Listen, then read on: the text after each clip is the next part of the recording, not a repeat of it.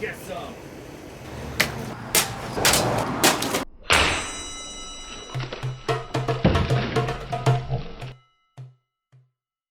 Welcome everyone to Unsheathed Reviews. I'm Vic. And I'm John. And today we're going to review the LK Chen Chang Dao. Huh? Yeah. Yeah, got it right. Excellent. Yeah, so the thing that I like about this sword the most is that it's very petite. And yeah, it is easy to display. You can easy carry to it around carry. with you. Yeah. Put it right under your coat. Yeah, Yeah. It's fine. It's totally one of those versatile on the go grab and go swords. Yep, absolutely. For sure. It is not at all off frame because it is so freaking big. Yeah.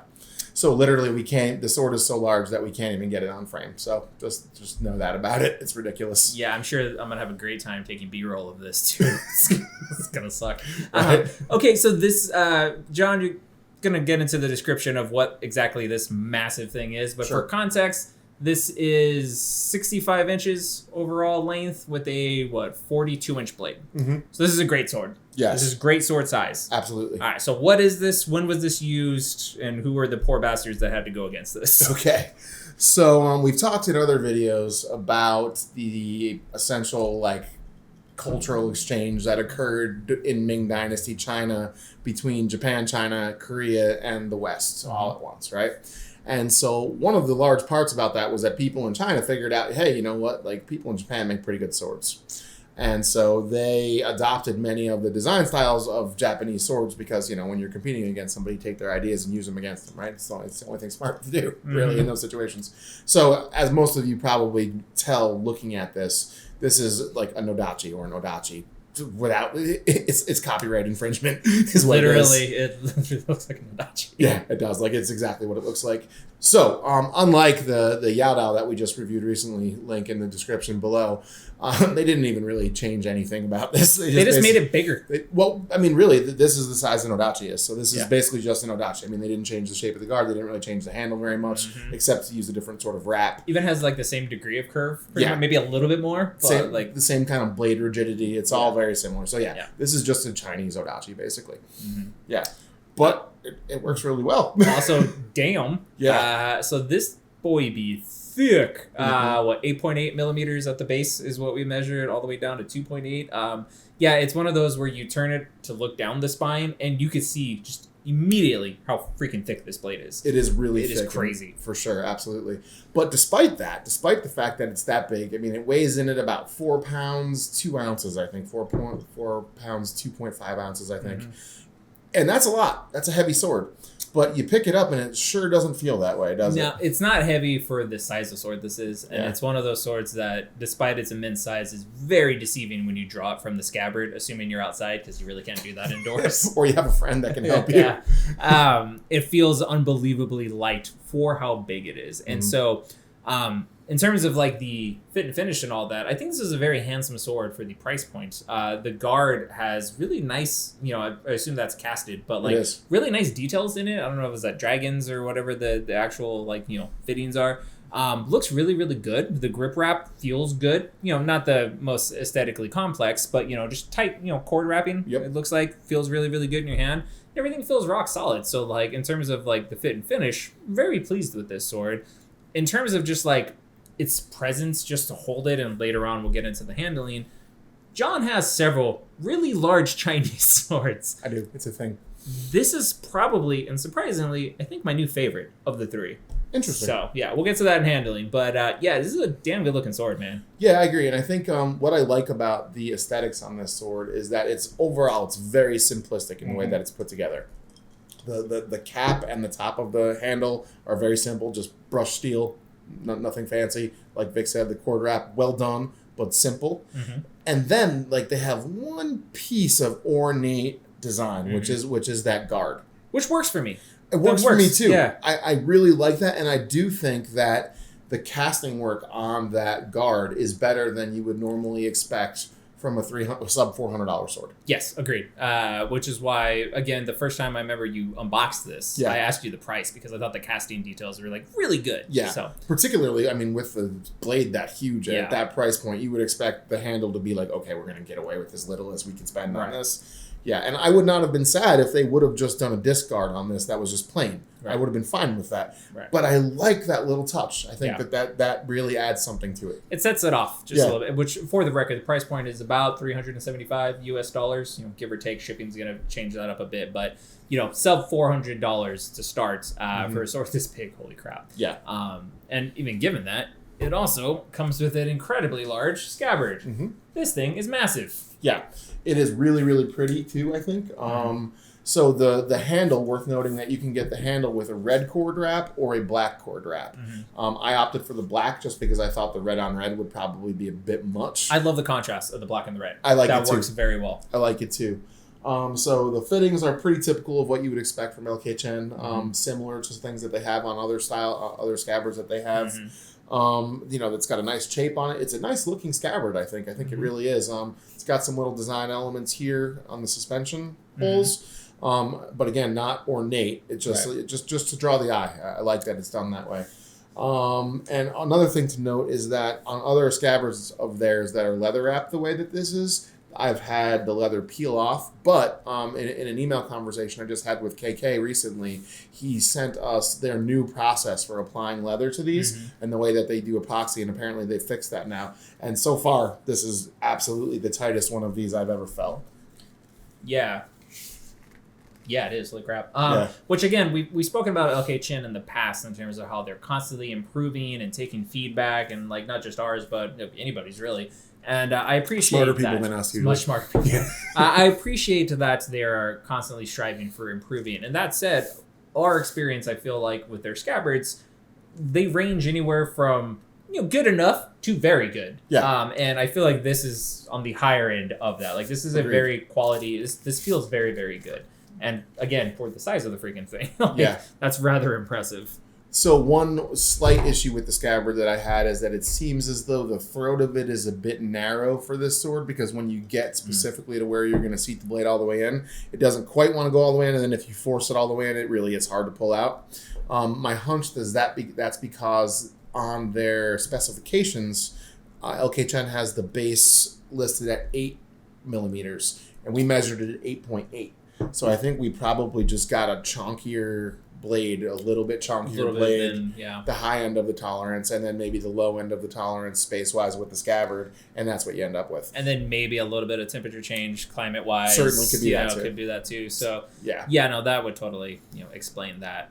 But it's an easy fix. It's not something I'll send it back for, just because I can just get in there with a Dremel and take care of it in 2 seconds. It's not gonna be a problem. And even still, for sub $400 for a freaking great sword, you know what I mean? Like that's a pretty minor thing to complain about. Absolutely, for sure. Yeah, but definitely worth mentioning. Yeah, and that's my only complaint about the sword that I have overall, I think.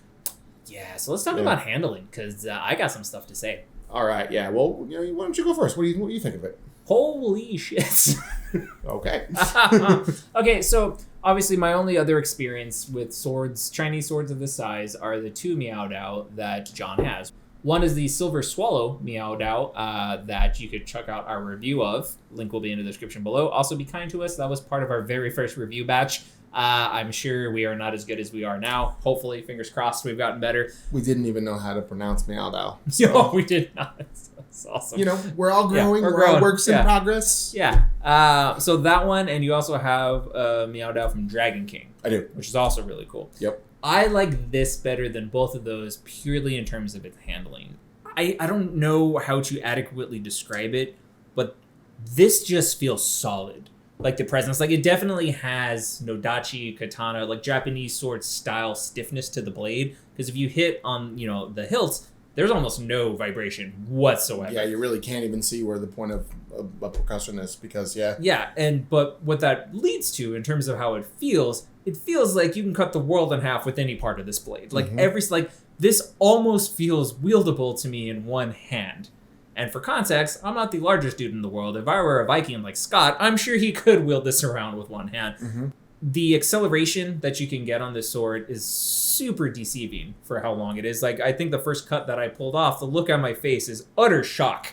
Because I was not expecting that lack of resistance. Yeah. Like literally the only reason I knew I cut through the targets was we heard the little ring that the bell makes. Yep. And then I looked and they were just cut in half. Like I actually way overswung because I was expecting to have to get it moving faster, and this just went right through like a hot knife through freaking butter. Yeah. This is mind-blowing to wield, but like in the best possible way. Like this feels fantastic. Like, and I said very similar things about the Silver Swallow Meow Dao, and all that still holds up, but everything that I liked about that sword, I feel like this does, but also inspires more confidence, if that makes sense. I completely understand what you're saying. Yeah, for sure.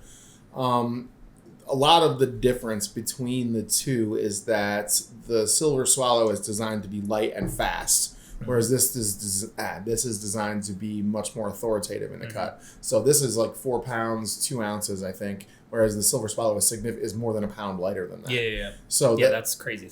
And like the difference is that this is, like Vic says, it's got that Japanese style rigid blade, whereas the other one has a pipe back blade with a very thin bevel after that. So you have a very much more flexible blade, like we were saying.